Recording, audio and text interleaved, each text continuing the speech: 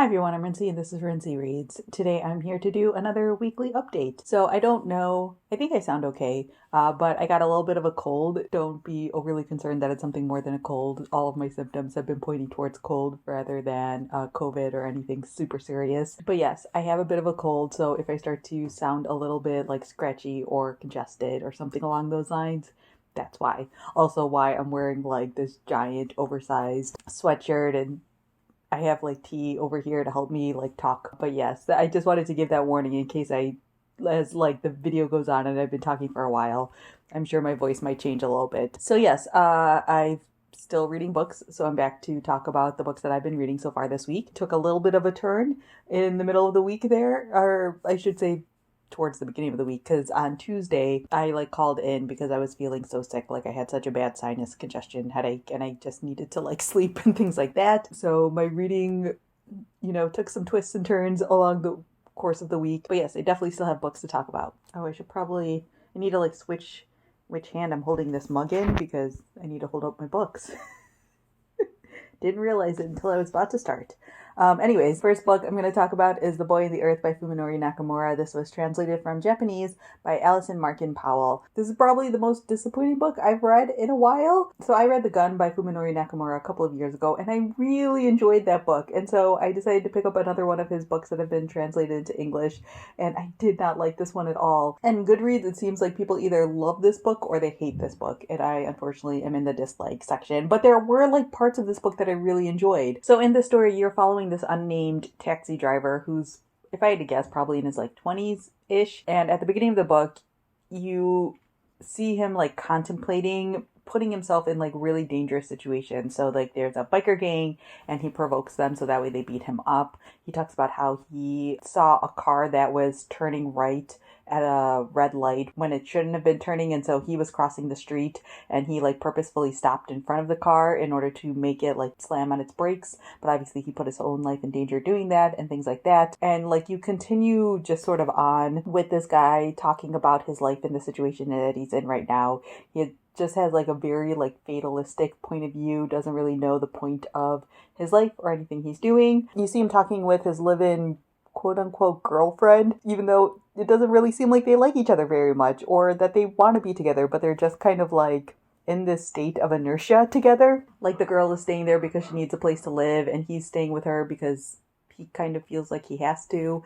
I don't know, it's all very weird. But then like as you continue reading the story, you find out some things about his background and his history. You find out that he was adopted and his biological dad has recently reached out to him and that he has been through some really terrible things in his past and in his childhood. And so that sort of like lends itself to kind of explaining why he is the way that he is. The problem with this book is, one, it's really short. Like even with it this long, it's really only 150 pages. And like, I think the last at least 30 pages are like a preview for another Nakamura novel. On the back of this book, the like little blurb at the end says like, the novel is a closely told character study that poses a difficult question. Are some lives so damaged that they are beyond redemption? Is every child worth trying to save?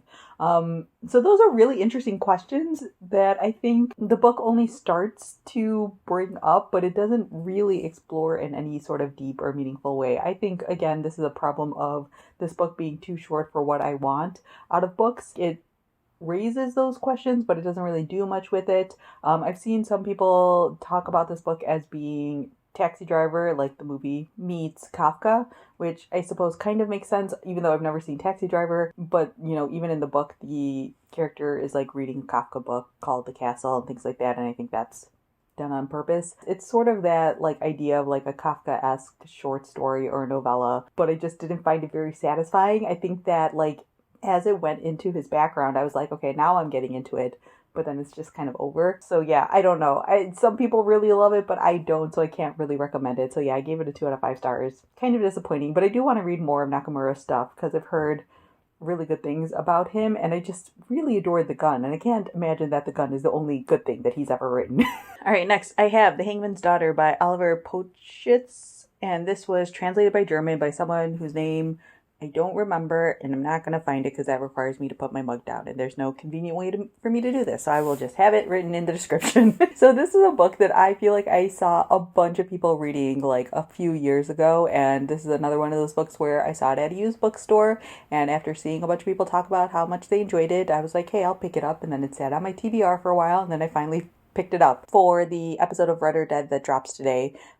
Which, side note, that's the mystery thriller podcast I co-host for Book Riot, which is always linked down in the description in case you're interested in checking it out. So for that episode, Katie and I, decided to pick up one of like the oldest books on our physical TBR, or like oldest mystery thriller true crime books on our physical TBR. And so this is one of mine. And I like this book, but I didn't love it. I gave it a 3 out of 5 stars. But it might be like a 3.5. I don't know. There's parts of it I found really interesting and parts of it I didn't. So this is a historical fiction book, historical fiction mystery. It's set in the mid 1600s, so like 1650-ish, in a small like Bavarian village. And the story starts off with this young boy being found drowned in the river. There's like a mark on his body that makes people think that it might be witchcraft, and so they arrest the local midwife, who they believe is a witch. They like start to plan to like torture her to get her to confess and then eventually hang her. The main character of the story basically is the Hangman, and his name is Jacob. He comes from a family of hangmen, and he doesn't believe that the midwife is a witch or has anything to do with this child drowning. Since he's the executioner of the village, he's also in charge of like doing the torture when it comes to these interrogations. So he's trying his best to basically delay things in order to find out who actually was involved in all of this. Some of the other characters in here is the local physician's son, who is also a physician, and he is in love with the hangman's daughter, but the physician's son also really likes the hangman, and believes that like he's really smart and he has all this knowledge, etc., etc. And the two of them basically work together to try to solve the crime in here. And over the course of the story, like a couple other children go missing and things like that. And so things start like ramping up as they are trying to figure out whether this woman is a witch and if she's behind all of it. And if not, then who is? So one of the things about this book is that this author talks at the end of the book about how his family comes from like a line of hangmen or executioners from like the small German village and things like that. So a lot of the stuff that he talks about in here is based on his own history and his own family history and the things that he's learned and all of that sort of stuff. So that is cool in the sense that if you are someone who enjoys historical fiction that actually like teaches you about real things in real places and real time periods and stuff like that, this book is chock full of that sort of information. But at the same time, if you're looking for a good mystery, this is not it. Like, because the author is going into so much detail about the historical aspects of it, it often felt like we were spinning our wheels for a while, and the mystery itself is not the predominant part of the story. However, I am someone who enjoys historical fiction a lot, and I enjoy historical fiction that really puts you in a place and teaches you about, you know, settings and time periods and stuff like that. So reading this book was really fascinating for me because I've never thought about at all the idea of like witches and witchcraft and witch hunting in any context outside of the United States and like the Salem witch trials and all of that. If you had asked me, I would have said yes, it probably occurred in other places, but I don't have any experience with any of that. So I just, had no real knowledge of it. So it was interesting to see it explored in a German setting versus an American setting. It's also really weird that this book is called The Hangman's Daughter, because the Hangman's Daughter would be like the third most important character in this book, and she doesn't really play a role that seems important, at least in this first book. Maybe she plays a larger role in future books, but she's kind of written as this girl who, you know, she has a mind of her own and she's smart, and her father has taught her to read, and she's learned a lot about like the medicinal qualities of different plants and stuff like that from her father.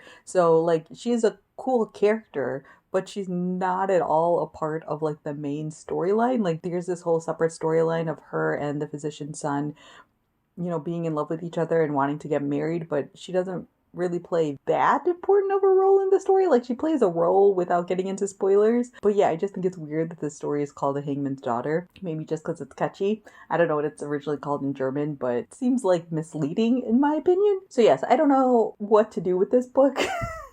Like, it's a 3-star book for me. It wasn't a terrible experience by any means. I also listened to it on audio, and I think the audiobook was really well done and stuff like that, but I don't think I'm compelled enough to keep going with the series. If anyone has read the other books in the series, please leave a comment down below letting me know what you thought of those books compared to this book. Also, just let me know what you thought of this book as well. Okay, and then like I said at the top, I was sick, or have been sick this week, and so I was like in the middle of a couple other books, which I'll mention at the end of the video, but I realized like my brain could not focus at all. And so I was like, I just need something light and fluffy and fun. And I remembered that I had checked out the ebook of Always and Forever Lara Jean, which is the third book in the To All the Boys I've Loved Before series. There's a lot of words there. And so I decided to read that one. Those books are like super light, fluffy, cotton candy books in my opinion, and so I like read it all in one day, and it was fun and delightful. But I wrote that on Goodreads that this book is like 1% plot and the rest is just like following Lara Jean around for her senior year of high school, which I stand by completely. I think that if I hadn't have watched the movie adaptations already, I would not have enjoyed this book at all, because what made this third book enjoyable for me was just like basically imagining those scenes in the book played out by the actors. And there's a lot of like really cute scenes between Lara Jean and Peter, and a lot of really cute like sister scenes and all of that sort of stuff. But I can't imagine I would have enjoyed this book at all if I was just reading them straight, like before any of the adaptation or anything like that. Because this book especially, like the first two books have a plot and there's like tension. There's like zero tension in this book outside of the fact that like it's the senior year of high school. So there's like that slight, what's going to happen to Lara Jean and Peter as they go off to college? It's told right at the beginning that Peter got into UVA, University of Virginia, on a lacrosse scholarship, early like admission, all that stuff, and Lara Jean is hoping to get into UVA. She's also applied to other places, and so like there's that sort of whole storyline, and like everything that happened in that storyline, I was like, it's pretty obvious where you're gonna go, but that conflict even still like didn't feel like a strong conflict, or like it felt like there was only a conflict for like a chapter. And then like a couple of chapters at the end and stuff like that. And so like the vast majority of the book, it feels like nothing is really happening at all. But again, I was completely okay with it because I was sick, and I needed that sort of lowest of low stakes. So yeah, I think that if you're someone who like enjoys the series and thinks it's cute and kind of wants to see where the movie will potentially go, it's not bad. It took me like 3-4 hours to read the book, but there's like literally no stakes in this at all. And I don't know how I feel about the ending. I thought it was fine, it was cute, but I'll be interested to see if the movie does something different. So yeah, that's a 3 out of 5 stars for me as well on that one. All right, and then finally I thought I would just wrap things up by talking about what I'm currently reading. I realized last week that I call all these videos Friday Reads, but a lot of times I don't talk about what I'm currently reading, so let's do that. I'm currently in the middle of The Glass Hotel by Emily St. John Mandel. I am halfway through this book, and I am super into it. I started this last night, and I was like, aw, dang, this is a book I should have read on the weekend because I don't want to go to sleep and I want to keep reading just to see what's going on. I really enjoy Emily St. John Mandel's writing style, and I'm reserving judgment in terms of like saying whether or not I'm loving this, because I could see this being a book that I don't enjoy depending on how the plot goes towards the end of this book, but so far I'm super into it. There's a very good chance I'll have a review of this one up on Monday because I have a feeling I'm going to want to talk about it after I'm done reading it. And the other book that I'm currently in the middle of is The Murmur of Bees by Sofia Segovia. This is a book that if you follow me on Instagram, you would have seen me post about in my stories. I'm about a third of the way through this book, or maybe a little bit less than a third of the way through this book, and then I had to put it down. So there were two things happening here. One, I did not realize this book was set in the early 1900s and also in the middle of the Spanish flu epidemic. So I was fine with it at first, but then like there were a couple of chapters where I was like, oof, too real, too close to home. And then I got sick and I couldn't like focus on this book because it's like very beautifully written and very like literary in nature, so to speak. I don't know why I like gave it that shoulder shimmy, but like it's written in a way that like requires you to kind of focus a little bit, and I decided to just like put this down in order to give my brain a break because I knew I couldn't handle it. And this is when I switched from this to Always and Forever Lara Jean, so that gives you a good indication of like how my brain was functioning. I am enjoying this a lot as well. I think it's, again, very beautifully written, and I'm very intrigued again to see like sort of where the story is going. So I'm gonna probably finish The Glass Hotel first, and then depending on how I feel this weekend, I'm hoping to continue on with this one. So those are all of the books I have to talk to you all this week. Let me know down in the comments below what you've been reading recently, if there's been anything good or bad or in between, or if you have any questions or comments about any of the books I talked about in this video, definitely leave that down in the comment section as well. So yeah, that's all I have for now. Thanks for watching.